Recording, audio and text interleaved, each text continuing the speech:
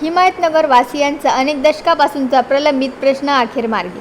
हिमायतनगर शहरातील नागरिकांचा मागील अनेक दशकापासूनचा प्रलंबित असलेला अतिक्रमित गावठाण जमिनींचा नियमितीकरणाचा प्रश्न अखेर मार्गी लागला आहे। महाराष्ट्र शासनाच्या छत्रपती शिवाजी महाराज महाराजस्व अभियानांतर्गत हदगाव येथे आयोजित कार्यक्रमात हिमायतनगर नगरपंचायत येथील 1 जानेवारी 2011 पूर्वीच्या अतिक्रमित गावठाण जमिनी नियमानुकूल करण्याच्या प्रक्रियेला मंजुरी देण्यात आली। या अंतर्गत हिमायतनगर शहरातील वार्ड क्रमांक 10 मधील 7 लाभार्थ्यांना अतिक्रमण नियमितीकरणाचे अधिकृत आदेशपत्र प्रदान करण्यात आले। हदगाव हिमायतनगर मतदारसंघाचे आमदार बाबूराव कदम कोहळीकर, हिमायतनगरच्या तहसीलदार पल्लवी टेमकर, वार्ड क्रमांक 10 चे नगरसेवक तथा युतीचे गटनेते आशिष भाऊ सकवान आणि इतर मान्यवरांच्या हस्ते हा आदेशपत्र वितरण सोहळा पार पडला। अनेक वर्षापासून प्रलंबित असलेल्या या प्रश्नासाठी नगरसेवक आशिष भाऊ सकवान यांनी प्रशासकीय स्तरावर सातत्याने पाठपुरावा केला होता।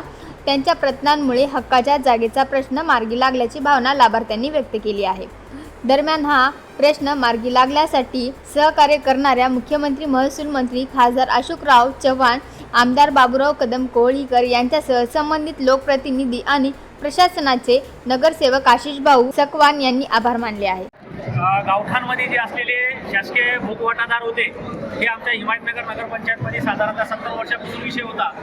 आज ह्या छत्रपती शिवाजी महाराज महास्वराज्य अभियानाअंतर्गत महाराष्ट्राचे मुख्यमंत्री देवेंद्रजी फडणवीस व बावनकुळे साहेब यांच्या नेतृत्वाखाली आज नगरपंचायतमधील 81 शासकीय भूकवाटादारांना आज त्यांच्या नावे पट्टे नावे करून देण्यात आले।